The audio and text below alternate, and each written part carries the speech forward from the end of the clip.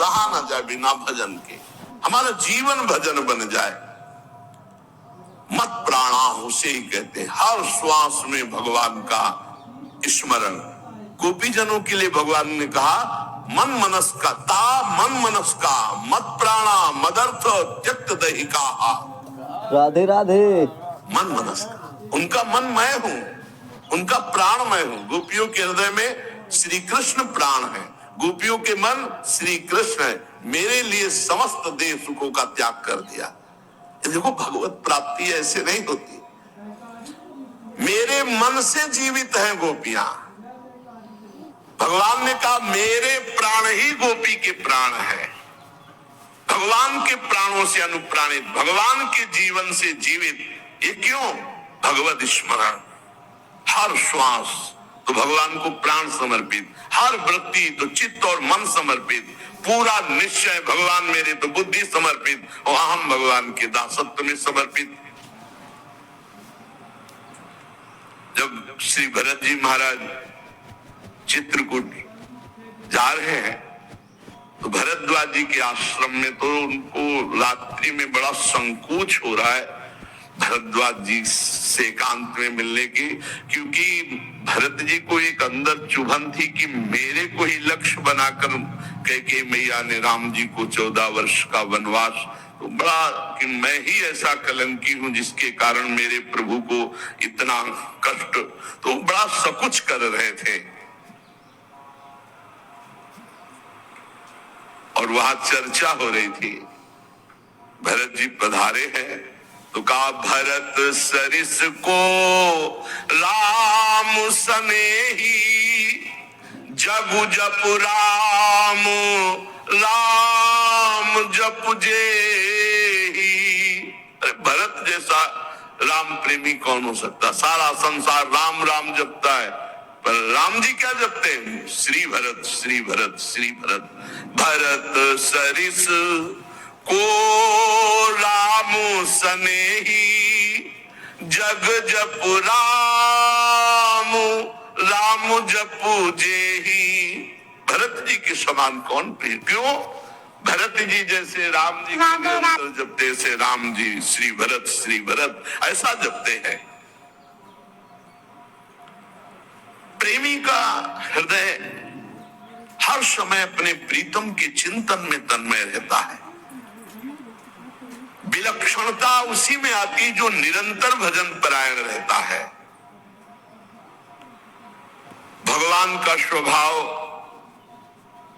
भगवान की महिमा, भगवान का प्रभाव उस भक्त के हृदय में उतरने लगता है जो निरंतर भगवत चिंतन परायण रहता है। यहां सावधानी रखनी है। भजन परायण होने पर भी हमारे अंदर चाह नहीं पैदा हो रही तो कोई न कोई हमें त्रुटि हो रही है। जिसको अपने साध्य का पता है, मेरा साध्य क्या है, श्यामा श्याम, तो फिर राजी कैसे हो रहे हो? और से जब तुम्हारा साध्य श्यामा श्याम है तो तुम राजी कैसे हो रहे हो? और बात से, धन से, संपत्ति से, प्रणाम से, नमस्कार से, जब तुम जानते हो ये मिथ्या है, तुम्हारा साध्य परमात्मा है, तो तुम परमात्मा के सिवा अन्य किसी से कैसे राजी हो गए? साधना की विघ्न जिनसे हमें बचना है, ये विघ्न है। अपने आराध्य देव साध्य के बराबर किसी को नहीं रखना। ये बात समझो। किसी वस्तु, व्यक्ति, स्थान, घटना, परिस्थिति, कैसे तुम राजी हो गए कि प्रभु का विस्मरण? जैसे हम किसी व्यक्ति से मिलने में प्रभु को भूल गए तो वो व्यक्ति प्रभु से बढ़कर हो गया। किसी वस्तु के भोग में हम प्रभु को भूल गए तो वस्तु प्रभु से बढ़कर हो गई। साध्य की ओर जिसकी दृष्टि नहीं है वो साधक किस बात का? अपने को जो एकांत रूप से भगवत प्राप्ति के मार्ग में चलाया है उसी को साधक कहते हैं। और जो हर समय साध्य को लक्ष्य रखता है वही साधक, प्रवीण साधक है। अपने कार्य में, अपनी साधना में, अपने मार्ग में दूसरे की तरफ ताको झाको मत, चुपचाप चलते रहो। साधक को हमेशा ध्यान रखना चाहिए हमें कभी लक्ष्य को भूलना नहीं है। हमारा लक्ष्य क्या है? खड़े हैं तो हमारी दृष्टि बिल्कुल मंत्राकार, कार्य में है तो नाम जप। जी जब पूछे क्या चल रहा है, आपकी कृपा से चल रहा है। उत्तर यही होना चाहिए, झूठ नहीं, सत्य ही होना चाहिए। लक्ष्य को भूल गए, जिस मिनट जिस सेकंड, उससे बड़ी हानि क्या है? तुम साधक क्या हो? हानि हरिवंश के नाम अंतर परे, का हनुमंत विपत्ति प्रभु सोई, जब तो सुमिरन भजन न हुई। एक संत के एक शिष्य थे, तो सोच में भी नाम जप कर रहे थे, कृष्ण कृष्ण कृष्ण कृष्ण। किसी ने देखा, जाके उनके गुरुजी से कहा, महाराज ये तो बहुत ही भ्रष्ट है। क्यों? बोले तो सोच में भी नाम जप करता है। ओ बड़ाई न करके उसकी बुलवाया है, सोच में नाम जप करते हो? गुरुजी ने कह दिया।